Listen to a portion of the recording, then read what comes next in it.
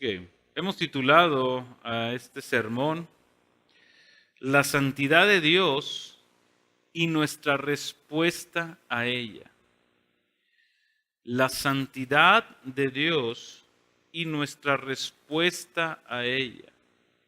Si algo debemos de ser conscientes tú y yo, mi hermano, es que todo lo que tiene que ver con Dios, todo tiene una afectación en nuestras vidas. Todo aquello que tú y yo podamos conocer acerca de Dios no es algo que se nos ha concedido de gracia ir aprendiendo para que se nos quede solamente en la cabeza. Se nos ha concedido entendimiento, se nos han abierto los ojos de nuestro corazón para que aquello que tú y yo vamos aprendiendo de Dios siempre veamos cómo lo podemos aplicar a nuestras vidas. Primero nos lleva a algo, nos debe de llevar a un mayor asombro de quién es Dios. Nos debe de llevar a una expectativa mayor de quién es este Señor a quien tú dices que es tu Dios, a quien tú los domingos le adoras y le exaltas, a quien tú le has rendido tu vida, pero también tiene que ver con esta idea de que el Señor a cada uno de los hombres y mujeres que ha salvado les demanda algo. Les demanda obediencia, les demanda dependencia y les demanda que presenten sus cuerpos como sacrificio vivo, agradable y aceptable a Dios, porque ese es tu culto racional, dice Pablo en Romanos capítulo 12. Entonces, cada conocimiento de Dios tiene que tener una afectación en nuestras vidas. Y una de ellas que queremos el día de hoy explorar es la santidad de Dios. La santidad de Dios es algo que todos los autores de la Biblia escribieron o notaron o hicieron ver al pueblo para que el pueblo pudiera ser consciente de la magnitud, la belleza y la inmensidad de quién es el Señor creador. Cuando tú lees el Génesis, tú puedes encontrar en la creación cómo en el jardín del Edén Dios manifestó toda su presencia tal cual como Él era, porque todo era bueno en gran manera, dice Génesis. Y toda la gloria de Dios, toda su santidad estaba ahí manifestada, toda su belleza. La creación proclamaba la belleza y la grandeza del Señor, la perfección con las cuales las cosas fueron hechas, proclamaban y hablaban acerca de este Creador santo, perfecto, inmutable, infinito. Así lo declara el Salmo también 19. Tú continúas leyendo la Escritura y te encuentras un pasaje en Éxodo capítulo 3, donde Dios le habla a un hombre llamado Moisés con la intención de que él sea el liberador o el libertador que iba a rescatar al pueblo de Israel de Egipto. Y cuando Dios se le presenta, se le manifiesta en una zarza ardiente, y dice la narración que Moisés fue ahí, y cuando él se acercó, él escuchó una voz del cielo que dijo: Moisés, quítate las sandalias, porque el lugar donde tú estás es un lugar santo. El lugar no era santo, la tierra no era santa en sí misma, porque la zarza estuviera ardiendo, que posiblemente tenía que ser un milagro que todos quisiéramos ver, cómo arde algo y no se quema. Pero el lugar en sí mismo no era santo por el árbol o por la zarza. Era santo porque la presencia de Dios estaba ahí.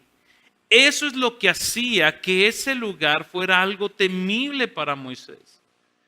Ese lugar, la presencia de Dios, es lo que le daba a ese lugar el valor de ser santo. Continúa la narración en el Éxodo y tú te encuentras ahora a Moisés trayendo instrucciones a hombres de cómo tenían que ellos fabricar las vestiduras sacerdotales. Y dentro de las vestiduras sacerdotales, Dios dio la instrucción de que en la tiara se pusiera una lámina que decía santidad al Señor. En todo momento Dios estaba trayendo a conocimiento del pueblo, yo soy un Dios santo. En el tabernáculo, cuando Dios dio la instrucción una vez más a Moisés, Él dijo que dentro del tabernáculo iba a haber dos lugares, uno el lugar santo y otro el lugar santísimo, en el lugar donde iba a estar una vez más la presencia manifiesta de Dios. Todos estos textos podemos hablar un poquito más de esta idea. Por ejemplo, el libro de Levítico, en 5 ocasiones tú y yo encontramos al Señor declarando su santidad por sí mismo. 5 veces el Señor dice, yo soy santo, yo soy santo. Tú te recordarás en aquella ocasión cuando Dios se manifestó en el monte Sinaí, Dios le dio la instrucción a Moisés que se consagrara el pueblo y que tuvieran cuidado, que no se acercaran ahí porque iba a estar la presencia de Dios, porque entonces la gente que se acercara iba a morir, no por el monte en sí mismo, sino por quién estaba ahí. ¿Quién estaba ahí? ¿Qué es lo que representaba lo que estaba ahí? El salmista declara del Señor en el Salmo 99, versículo 5, dice, exaltar al Señor nuestro Dios y postrados ante sus pies, porque Él es santo. El salmista estaba trayéndole a la iglesia o a la congregación, al pueblo de Israel, diciéndoles que nuestra adoración, nuestra exaltación, nuestro tiempo de devoción al Señor es tal. Dice, porque Él es santo. Una de las cosas que yo creo que hemos perdido de vista muchos cristianos, incluyéndome, mi hermano, es esta idea. Hemos perdido el temor de la santidad de Dios. Lo rebajamos a tan poco. Lo rebajamos a una idea muy humana. Y esa es nuestra tendencia natural como seres humanos. Todo lo tendemos a humanizar, todo lo tendemos a racionalizar de tal manera que no salgamos tan perjudicados nosotros. Pero cuando tú vas a la Escritura o vamos a la Escritura y comenzamos a ver textos de esta magnitud, a un hombre que se le dice quítate las sandalias, a otro donde ponte algo que proclame mi santidad, a un Dios que se manifiesta en un monte y les dice no se acerquen porque quien se acerque va a morir porque yo soy santo. Un salmista que proclama y dice cuando ustedes vayan a exaltar y adorar al Señor, no se les olvide, es un Dios santo, es un Dios totalmente santo, limpio, no hay defectos en Él, Él es puro, la pureza a la N potencia. Ese es nuestro Dios. Isaías, en una de sus profecías, cuando él está hablando, él dice lo siguiente en el capítulo 57, verso 15. Dice, porque así dice el Señor, porque así dice el alto y sublime que vive para siempre y cuyo nombre es santo. O sea, Isaías estaba llamando una vez más la atención al pueblo diciendo, ¿quién va a hablar a sus vidas? Es el alto y sublime, aquel que su nombre es santo. ¿Cómo tú y yo entonces, para términos prácticos, y créanme que las definiciones que voy a dar, tratamos de escoger la más sencilla para que nosotros pudiéramos comprender y entender ¿a qué se refiere cada vez que nosotros queramos hablar acerca de la santidad? ¿O cómo es que debemos de pensar acerca de la santidad? Y encontramos esta definición del autor Hodge en su libro de Teología Sistemática. Él dice lo siguiente. Dice, la santidad de Dios es un término general que denota la excelencia moral de Dios. La excelencia moral de Dios. La santidad, por una parte, implica la total ausencia de mal moral, pero por otro lado, la absoluta perfección moral. Hay ausencia total de mal, no hay imperfección, hay una excelencia moral, hay una perfección moral en Dios. Y la idea resumida es esta, que la idea principal es una ausencia de impurezas. Él es totalmente puro, limpio, sin mancha, totalmente diferente a nosotros. En Él no hay maldad, en Él no hay error en nada. Entonces, es la santidad de Dios, es esta perfección moral de Dios la que es un problema para nosotros. Es la santidad de Dios la que se vuelve un serio problema para nosotros como hombres. ¿Por qué? Porque tú y yo somos totalmente depravados. Tú y yo somos imperfectos. Tú y yo no somos limpios. Tú y yo no tenemos pureza moral. Tú y yo somos perfectamente y totalmente depravados en toda nuestra vida. Es por eso que se vuelve complicada nuestra relación con este Dios que es santo. Cuando tú comienzas a pensar entonces acerca de la santidad de Dios, todo aquello que se relaciona con Dios, todo aquello que tiene contacto con Dios, todo aquello que va anclado a su nombre o a su persona, todo comienza a tomar una connotación también de santidad. Por ejemplo, Isaías capítulo 43, vamos todos ahí por favor. Isaías capítulo 43, versículo 7, nos da la idea de que tú y yo fuimos creados con un propósito, fuimos creados para la gloria de Dios. Entonces tú y yo tenemos una relación con Dios de que cuando tú y yo fuimos creados por Él, y no solamente fuimos creados, sino también fuimos redimidos, justificados y aceptados por Él en amor, en ese momento tú y yo tomamos una connotación de santidad también. Isaías nos dice lo siguiente, dice, todo aquel que ha sido llamado por mi nombre, a todo aquel que es llamado por mi nombre y a quien he creado para mi gloria, a quien he formado y a quien he hecho. Tú y yo fuimos creados para la gloria de Dios, pero al ser creados y al ser unidos a Él, tú y yo tenemos una connotación de santidad. Por eso es que Pedro en su primera carta nos dice, sed santos como Él es santo. Y tú y yo tenemos una santidad de dos maneras. Nosotros somos colocados en una santidad posicionalmente y somos colocados en una santidad progresiva.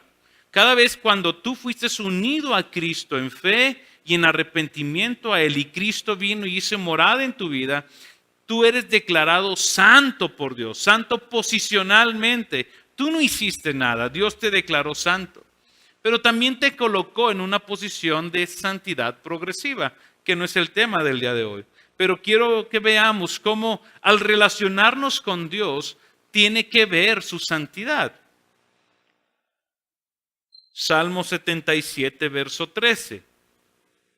Nos enseña este salmo que todos los caminos, que tú y yo debemos caminar en Cristo Jesús y hacia el Señor, es un camino que Dios ha dicho que también es santo. Ve cómo dice el salmo. Santo es, oh Dios, tu camino. Los caminos del Señor son santos, los caminos del Señor son perfectos, buenos, agradables. Cada caminar, cada idea, Proverbios capítulo 3 nos dice que cuando tú confías en el Señor y lo reconoces en todos tus caminos, Él enderezará tus veredas, porque Él lo que quiere es que en la medida en que tú y yo lo reconozcamos a Él, comencemos a caminar por este camino de santidad que Él mismo ha determinado para nuestras vidas. ¿Te fijas? Él te llama a ser santo. Él te pone en un camino que es santo. Lucas capítulo 1, versículo 49. Ve lo que dice ahora. Porque grandes cosas ha hecho el poderoso. Y Lucas, ya en el Nuevo Testamento, declara lo siguiente: santo es su nombre.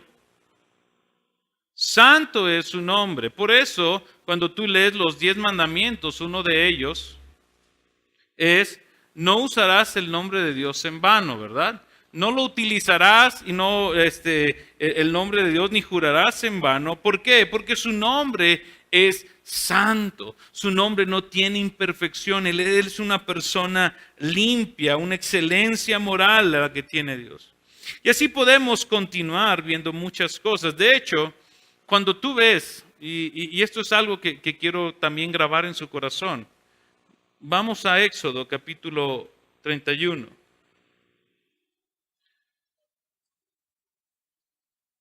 En la actualidad, nosotros le hemos perdido también o hemos rebajado el domingo como el día del Señor. En la mañana, mi familia estaba mandando ahí en un WhatsApp, hijo, pues me van a escuchar, los voy a quemar, pues ya ni modo. Estaba mandando ahí en la familia que se iban a reunir hoy en un rancho a festejar a mi abuelita. Entonces un familiar muy cercano, llámese madre, pone: ¿a qué hora nos vamos a ver en el rancho? Entonces yo pongo así, yo ni siquiera estoy allá, ¿verdad? Pero yo puse: pues después de la iglesia, pues es el día del Señor. Punto final. Nadie dijo nada. Ya después pusieron otras cosas. Pero ¿qué quiero llevarte a esto? Mira, ve lo que dice este salmo, Éxodo 31. Por tanto, habéis de guardar el día de reposo, porque ¿cómo debemos de considerar el día de reposo? Santo. Una de las definiciones más sencillas de santo es apartado para.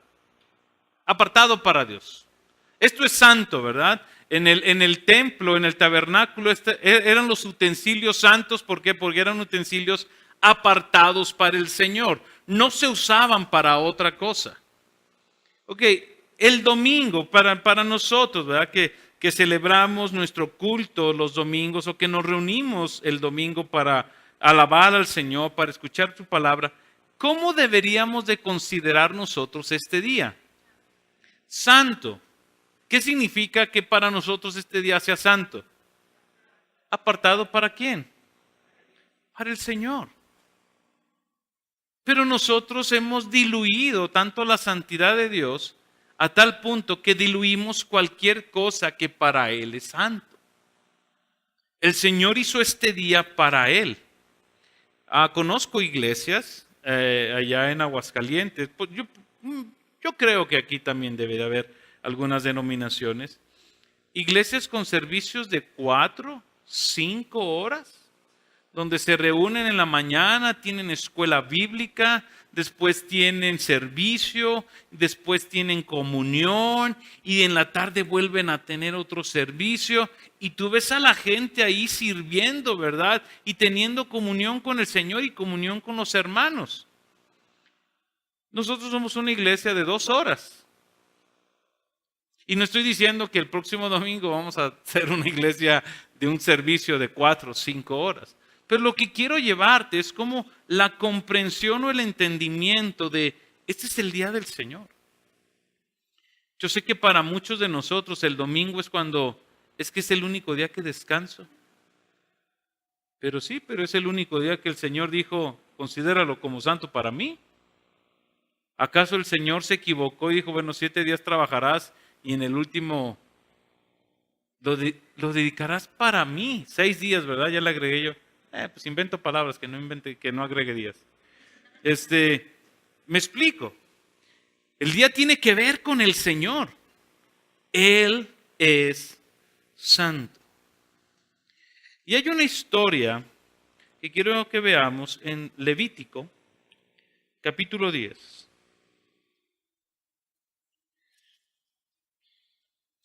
Miren, una de las cosas que vamos a ver en la serie del temor es cómo entender el temor de Dios. Y en la Escritura nosotros encontramos dos tipos de temor. Uno es el temor de terror, de decir horrible cosa es caer en manos de un Dios vivo. Eso es miedo, eso es terror.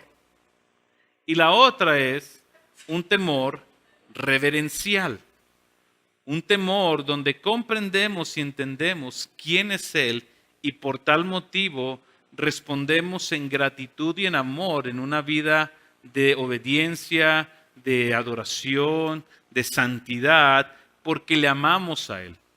Que nuestra serie va a ir apuntada hacia esa idea. Pero yo quiero ahorita que veamos una historia de dos personajes que no consideraron la santidad de Dios a tal punto que lo consideraron como cualquier otra cosa, como si fuera un carro, como si fuera una moto, como cualquier cosa. Y Dios consideró ese acto como algo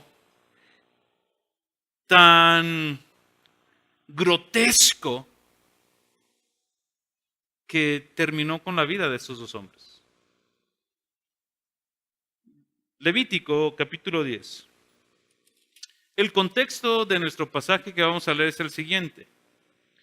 Moisés acaba de hablarle a Aarón, su hermano, para que él ofrezca sacrificios al Señor, porque el Señor había mandado que se hicieran sacrificios, que se hicieran ofrendas por el pecado, la ofrenda del holocausto, las ofrendas de paz, porque la gloria del Señor se iba a manifestar, iba a estar presente en el pueblo de Israel. El contexto del capítulo 9, entonces Aarón lleva a cabo estos holocaustos, estos sacrificios, y en el versículo 23 nosotros encontramos del capítulo 9 cómo la gloria de Dios se apareció en todo el pueblo y salió fuego de la presencia del Señor, consumió todo el holocausto y los pedazos que se habían puesto. La presencia de Dios estaba ahí en medio. ¿Ok?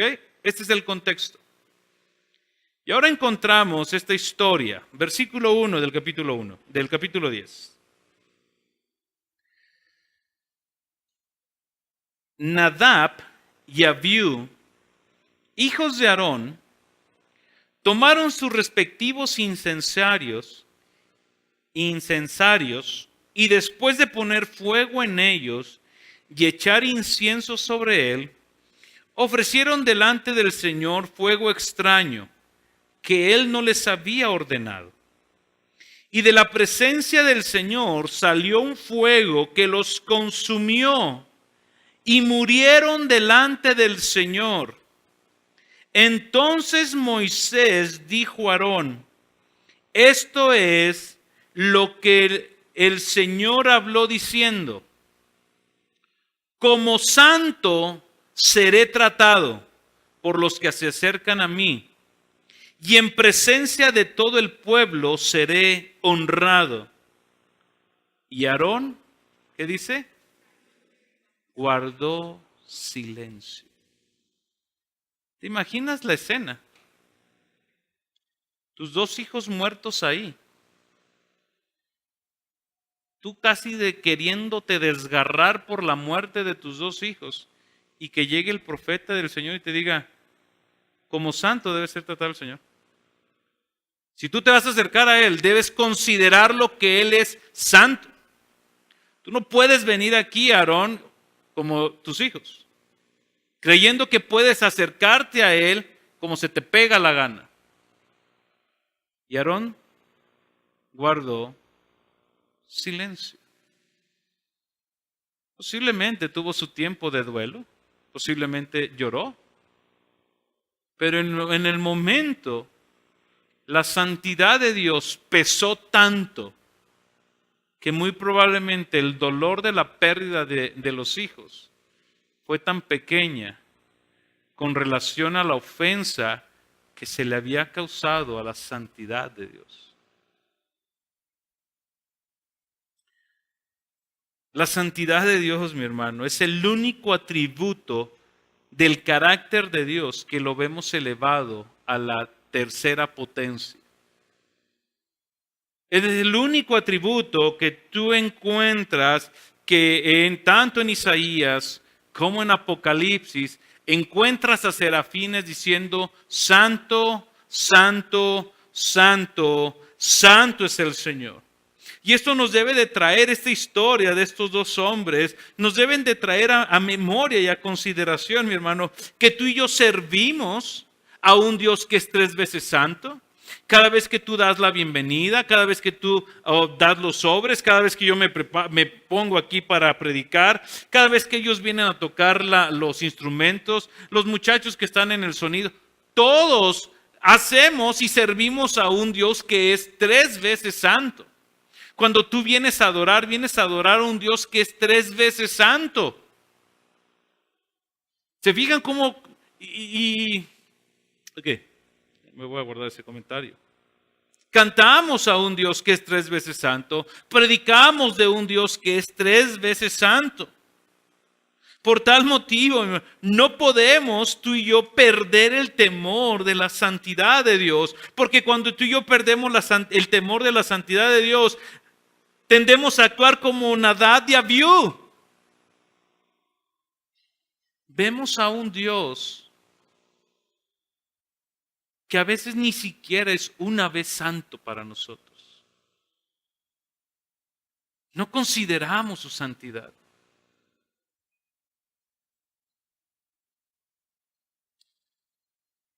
Si tú y yo no tenemos temor por su santidad, tú y yo no vamos a tener temor por el pecado y vamos a terminar viviendo lejos de Él. Tú pierdes el temor de la santidad de Dios y tú perderás el temor por el pecado. Tú pierdes el temor de la santidad de Dios y tú perderás el asombro del Evangelio. Tú pierdes el temor de la santidad de Dios y te encontrarás apartado de Él. Los hijos de Aarón, mi hermano, no honraron a Dios como santo. No lo consideraron. Ellos quisieron tratarlo como ellos quisieron. Y no solamente vemos esta historia triste. Acompáñame a 1 de Samuel. Quiero que hagamos otro ejemplo. 1 de Samuel, capítulo 4.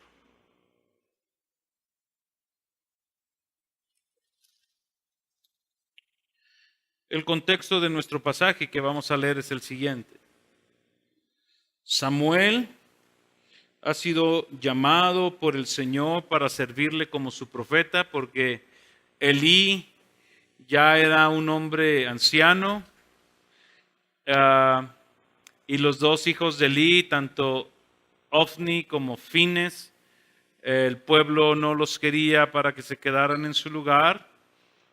Entonces hubo una batalla, los filisteos llegaron contra el pueblo de Israel y en esa batalla el arca del pacto, la presencia de Dios, donde estaban los querubines y la presencia de Dios manifiesta, fue capturada por los filisteos en esa batalla. Y la narración nos lleva a que llegó una persona a avisarle a Elí de cómo había estado la batalla. Entonces dice la narración que llega este hombre a hablarle a Elí y Elí le pregunta, ¿qué ha pasado en la batalla? Y este hombre le dice, ¿sabes qué? Hemos perdido ante los filisteos. La batalla la hemos perdido. Dice, y te tengo 2 noticias de mucho peso. Punto número 1, dice, Fines y Ofni, tus hijos han muerto en la batalla. Una vez más, 2 hijos muertos en la batalla. Dice, y punto número 2, Elí, el arca de Dios fue capturada. Y dice Samuel, o narración de Samuel, que en ese momento, cuando Elí recibió la noticia de que el arca de Dios había sido capturada, Elí se asombró tanto que se echó para atrás en la silla y cayó desnucado y se murió. Cuando yo leí la historia, dije, este hombre no se asombró de la muerte de sus hijos. Este no lloró y dijo, ¡ay, mis hijos! El arca del pacto fue capturada y él se asombró tanto que murió. Este es el contexto. Versículo 19. Está una de las nueras de Elí y vean cómo narra el nacimiento de su hijo. Y su nuera, la mujer de Fines, estaba encinta y a punto de dar a luz. Y al oír la noticia que el arca de Dios había sido tomada, fíjense bien, lo que ella está escuchando, está a punto de dar a luz, ha de estar con su griterío, ¿verdad? Porque no creo que hubiera cesárea ahí, ¿verdad? El doctor ahí, y llegan y le dicen, el arca de Dios ha sido tomada, tu suegro y tu marido han muerto. Se arrodilló y dio a luz porque le sobrevinieron los dolores. Al tiempo que moría, las mujeres que estaban junto a ella le dijeron, no temas, porque has dado a luz un hijo. Pero ella no respondió ni prestó atención y llamó al niño Icabod, diciendo, se ha ido la gloria de Israel por haber sido tomada el arca de Dios y por la muerte de su suegro y de su marido. Y dijo, se ha ido la gloria de Israel porque el arca de Dios ha sido tomada.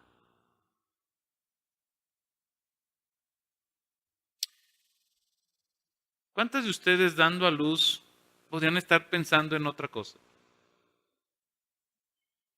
Porque quién es que se acabe ya es el dolor, ¿verdad? O sea, que el niño y la niña salga, ya quisieron llegar y ¡achú! ¡Pum! ¡Ya! Ya, ¿verdad?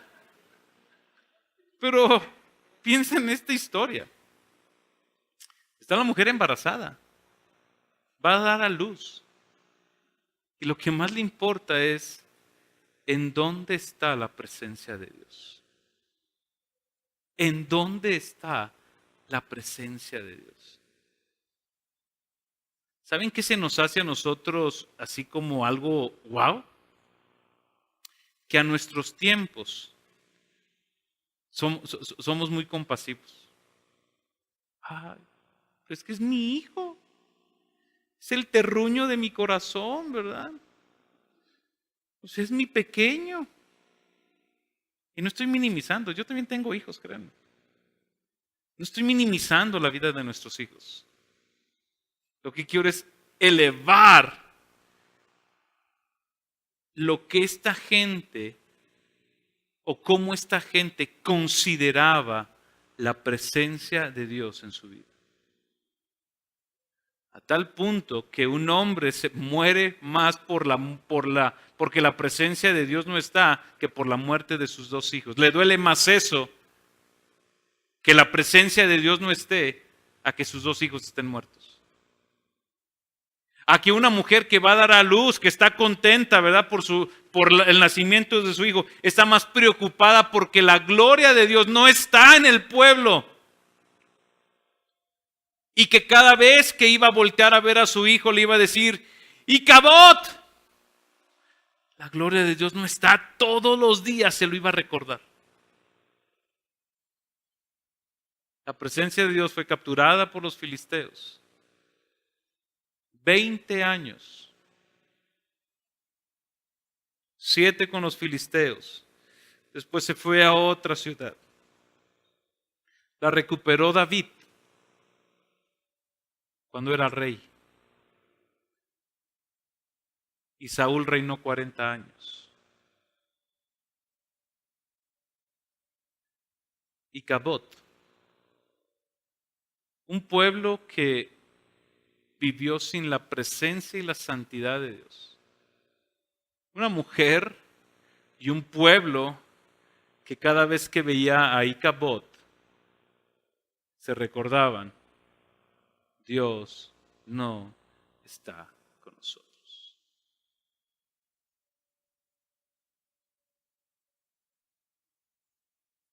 Ve adelante conmigo. Capítulo 6. Después de un tiempo, después de 7 meses, capítulo 6, versículo 1, quiero llevarte cómo no consideramos la santidad de Dios. Dice, el arca del Señor estuvo en la tierra de los filisteos 7 meses. Entonces los filisteos llamaron a los sacerdotes y a los adivinos diciendo, ¿qué haremos con el arca del Señor? Decidnos cómo la hemos de enviar a su lugar. Preparan un carro, voy a resumir la historia, preparan un carro, le dicen si se va por este lado es porque el Señor nos ha hecho un mal, si se va por este otro lado es porque esto nos pasó por casualidad. El chiste es que el arca en el versículo 13 llega a un pueblo que se llama Bet-Semes y dice lo siguiente, versículo 13. Y el pueblo de Bet-Semes estaba segando el trigo en el valle y alzaron sus ojos y vieron el arca y se alegraron al verla. Vieron la presencia de Dios llegar a su vida. Vieron el arca y dijeron, ahí viene el Señor, qué hermoso. Y empezaron ahí, ¿verdad? Vieron el arca, versículo 19. Y el Señor hirió a los hombres de Bet-Semes porque habían mirado dentro del arca. De todo el pueblo hirió a 50,000, hirió a 50,000, gracias, 50,070 hombres. Y el pueblo lloró porque el Señor había herido al pueblo con gran mortandad. Y los hombres de Bet-Semes dijeron, ¿quién puede estar delante de este Dios qué? Santo. 50,000 personas muertas por no considerar la santidad de Dios.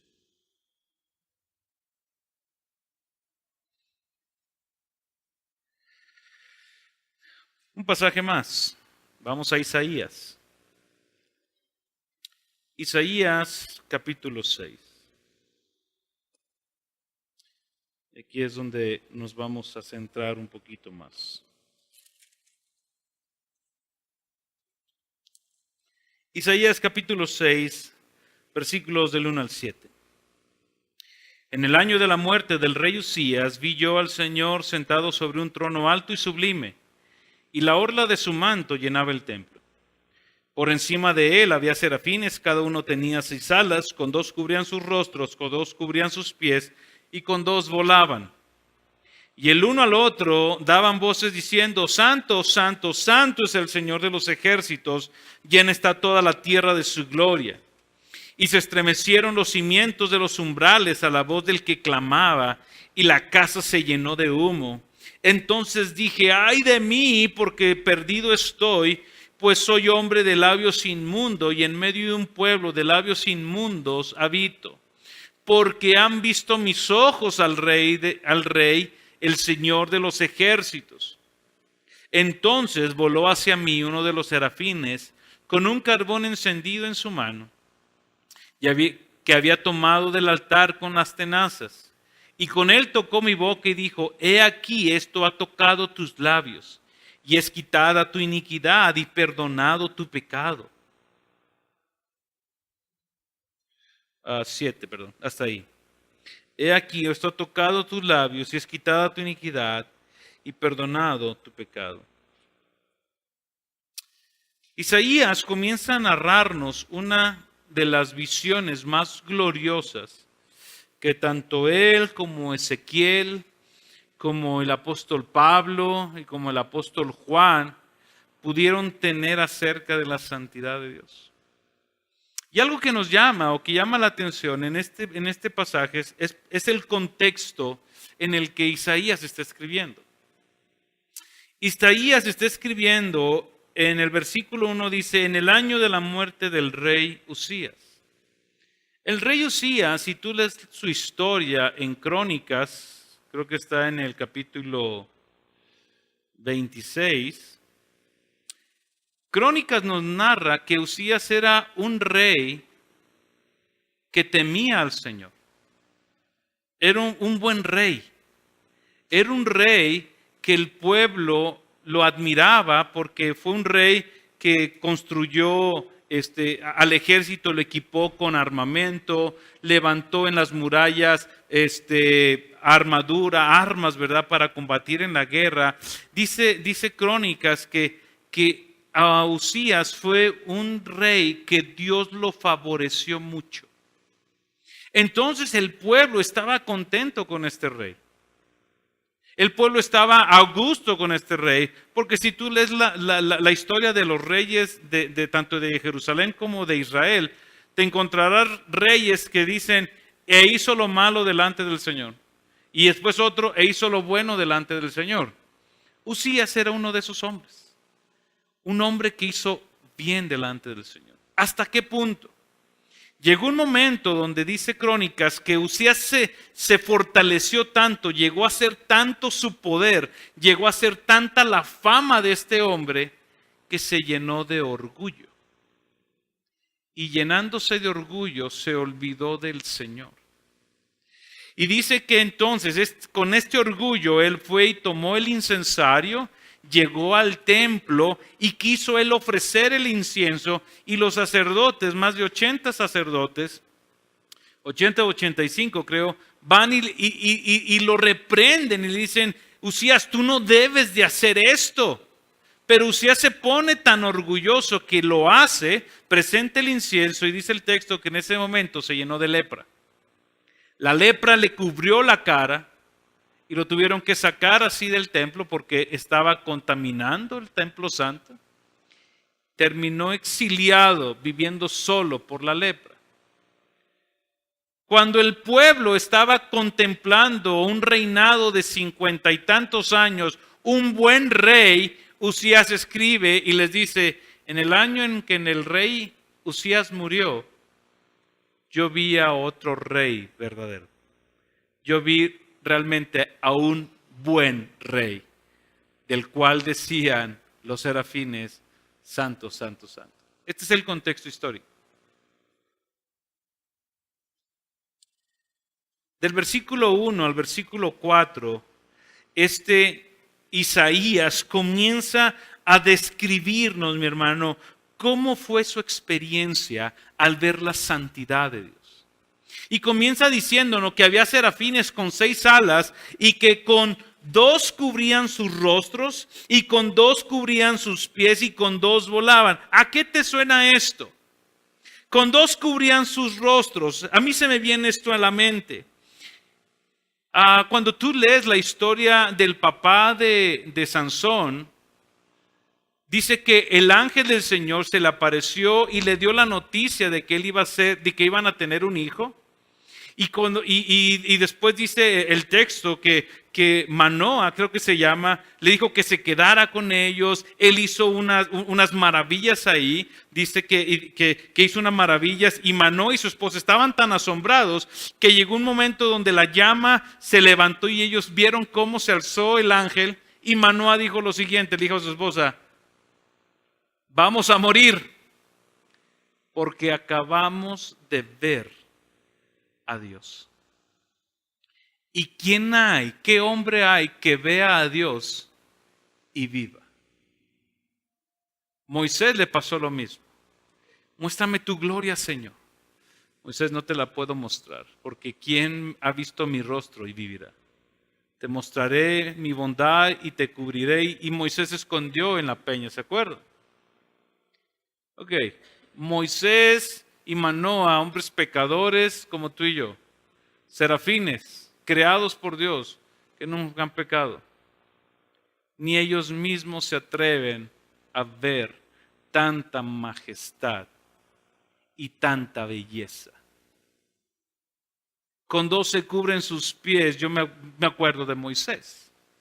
Quítate las sandalias porque donde estás es tierra santa. ¿Te fijas cómo estos seres que nunca han pecado, hasta qué grado ven la santidad de Dios? Y la santidad de Dios, mi hermano, no consiste solamente en lo mejor que conocemos, mejorado al infinito, lo que les decía al principio. Nosotros no conocemos nada semejante a la santidad divina, porque ésta permanece aparte, exclusiva, inabordable, incomprensible, inalcanzable, que el hombre natural está ciego respecto a ella. 3 veces santo. Y esta idea de la repetición de 3 veces santo es porque los serafines estaban enfatizando la suprema santidad de Dios. Los estudiosos dicen que ni en el hebreo ni en el griego habría como el muchísimo o el santísimo para dar una idea así de mucho. Entonces daban un énfasis. De verdad os digo, decía Jesús, ¿verdad? Como para enfatizar algo. Y estos ángeles hacen lo mismo. Santo, santo, santo es el Señor Todopoderoso. Santo, mi hermano, es la forma en que Dios es. Y para ser santo, Él no se conforma a ninguna norma. Él es la norma. Él no se compara con nadie. Él es la norma. Él es la plomada. Él es el único. Él es absolutamente santo, con una plenitud incomprensible e infinita de pureza. Él es santo, sus atributos son santos. Y cada vez que tú pienses en algo que le pertenece a Dios, siempre tienes que verlo como santo. Pero en el versículo 5 es donde quiero que veamos ahora. Ve la respuesta. Ahí mismo en Isaías.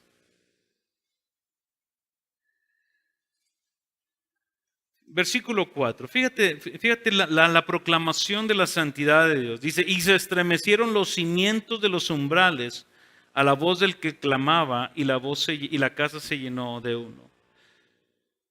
¿Qué hizo Isaías? Isaías pudo posiblemente, dentro del pueblo de Israel, vamos a llamarlo así, vamos a considerarlo así, pudo haber sido como Job, ¿verdad? El más justo de todos los que estaban ahí, probablemente. Vamos a hacer este ejercicio. Pensemos que él era el más santo, el más justo, el que si iba a pasar todo, pues por lo menos él la podía librar. Cuando él se ve y contempla la santidad de Dios, a la luz de su pecaminosidad, ve lo que él dice, ve la respuesta de él. Entonces dije, ay de mí, que perdido estoy.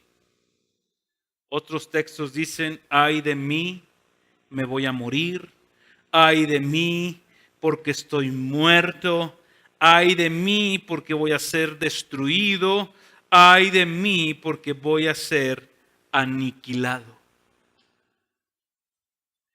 Eso es lo que Isaías quiso dar a entender. Ay de mí no es una expresión de gozo, ni es una expresión de alegría. No es una expresión de paz y de tranquilidad, es que estuve un momento en la presencia de Dios, pueblo de Israel. Si ustedes hubieran visto qué glorioso es aquello. Lleno de paz, lleno de tranquilidad, lleno de amor, lleno de gratitud. No, ay de mí es una expresión de una persona que sabe que no tiene escapatoria y que su sentencia está determinada y que no hay vuelta atrás. Ay de mí por haber visto la santidad de Dios. Ezequiel, cuando tuvo su revelación de Dios, él mismo narra en el versículo 1 de Ezequiel que él cayó como muerto. Pablo, cuando se encontró con Cristo rumbo a Damasco, él cayó al suelo ante el resplendor de la presencia de Dios. Juan, cuando se le apareció Cristo para darle la revelación del Apocalipsis, él mismo escribe y dice, cuando le vi caí como muerto a sus pies. ¿Cuántos de nosotros, mis hermanos, incluyéndome, consideramos la santidad de Dios de esta manera? ¿Cuántos de nosotros pensamos de esa manera? Contemplamos a Dios de esa manera. ¡Ay de mí! Cuando tú pierdes el temor de la santidad de Dios, lo perdemos todo. Fue hasta que Isaías vio la santidad de Dios y la contrastó contra su propio pecado, que vio a Dios tan grande y majestuoso.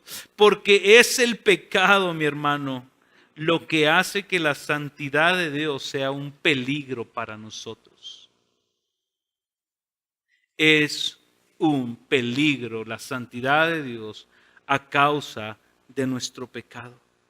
Fue hasta que Isaías tuvo una comprensión de su propia depravación moral que cayó como un rayo del cielo sobre el tembloroso corazón de Isaías en el momento que tuvo que ver esta santidad de Dios.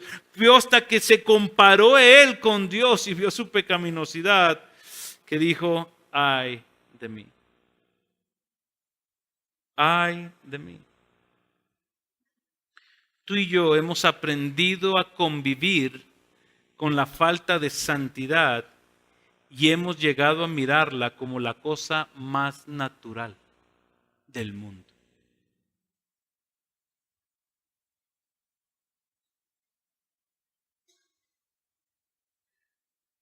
Pero hay gracia para nosotros. La hubo para Isaías y la hubo para Juan y la hubo para Pablo. Para Isaías nos narra en el versículo 6 que un serafín voló, tomó un carbón encendido y lo tocó en la boca y le dijo, he aquí, esto ha tocado tus labios, es quitada tu iniquidad y perdonado tu pecado. ¿Sabes por qué tú y yo no caemos consumidos ante la santidad de Dios? Porque Cristo sufrió por nuestros pecados en la cruz del Calvario. Pero eso no nos lleva a que tú y yo demeritemos la santidad de Dios. La más grande expresión de la santidad de Dios fue cuando Él envió a su propio Hijo a morir en la cruz para así hacer la salvación posible para ti y para tus hijos.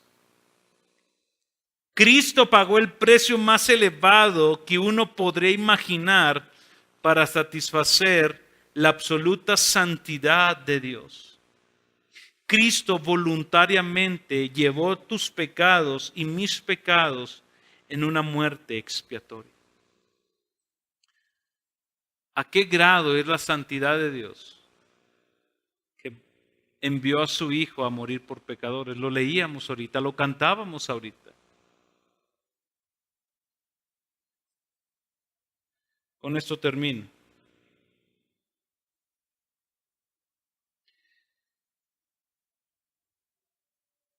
El aprender o el ser conscientes de la santidad de Dios nos lleva a dos cosas.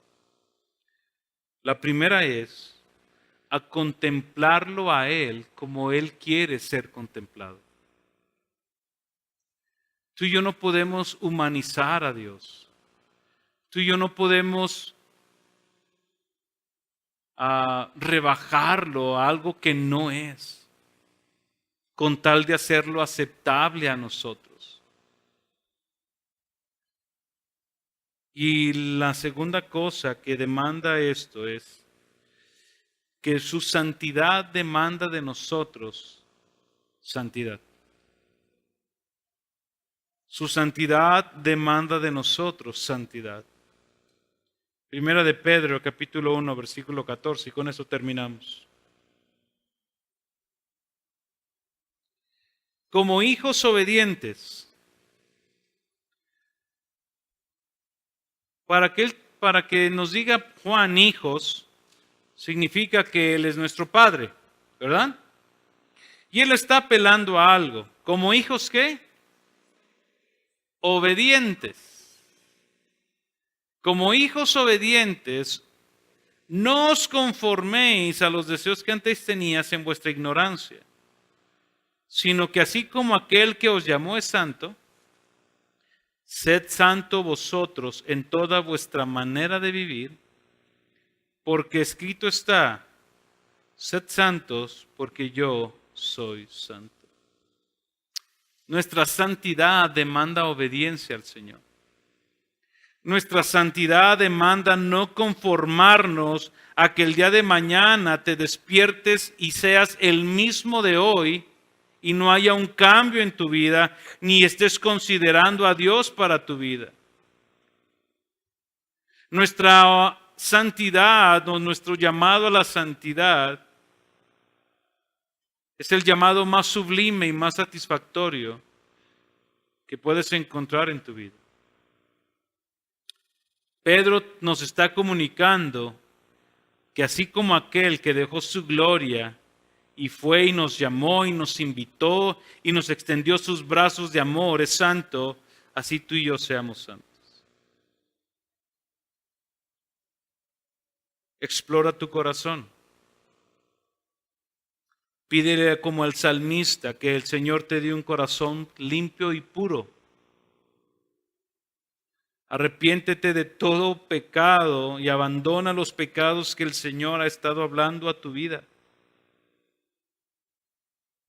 Atesora la palabra, porque es la palabra de Dios la que te va a santificar. Y busca rodearte de hombres y mujeres, mi hermano, que te ayuden en tu crecimiento. Lo mejor es rodearnos de gente que nos saluden. ¿Nos aluden? ¿De adular? ¿Está bien dicho? Adulen, que nos adulen. Pero créeme, ellos no te van a hacer crecer. Busca hombres y mujeres que hablen a tu vida y crece. Y considera la santidad de Dios en todos tus caminos. Señor, te damos gracias en esta tarde. Señor, bendecimos tu nombre. Glorificamos tu nombre, Señor, porque tú eres bueno. Señor, es muy probable, Dios, que tanto en mis palabras como en nuestros pensamientos con relación a tu santidad, Señor, nos podamos quedar cortos, Dios, al hablar de ella. Señor, pero lo mucho o lo poco que el día de hoy pudimos escuchar acerca de tu santidad, queremos rogarte, Dios. Queremos suplicarte, oh Señor, que cambies, Dios, nuestra manera de estarte contemplando. Nadab, Señor, de Abiú, no te honraron como tal. La nuera de Elí, Señor, se dolió porque tu presencia no iba a estar con ellos. Isaías, Señor, tembló al ver tu majestad y tu belleza. Oh Dios, abre nuestros ojos para que te podamos contemplar, Señor, como tú eres. para que te podamos considerar, Señor, en nuestros pensamientos, en nuestro corazón, Señor, como tú realmente eres. Te damos gracias, Señor, por Jesús. Gracias, Cristo, por tu sacrificio. Porque fue ahí en la cruz donde llevaste nuestro pecado, donde la santidad de Dios fue manifestada al tú pagar por nuestros pecados. Para que tú seas nuestra santidad, nuestra justificación y nuestra redención. Padre, ahora ayúdanos a ser santos como tú eres santo. Ayúdanos, Señor, a saturarnos de tu palabra, abandonar nuestros pecados. Te lo pedimos, Dios, en el nombre de Jesús. Amén. Búscanos en Facebook y YouTube como Iglesia Gracia Soberana Durango y disfruta de este y otros mensajes. Visítanos, estamos en calle Alberto Terrones, número 733, zona Centro Sur, Durango. Estaremos contentos de recibirte.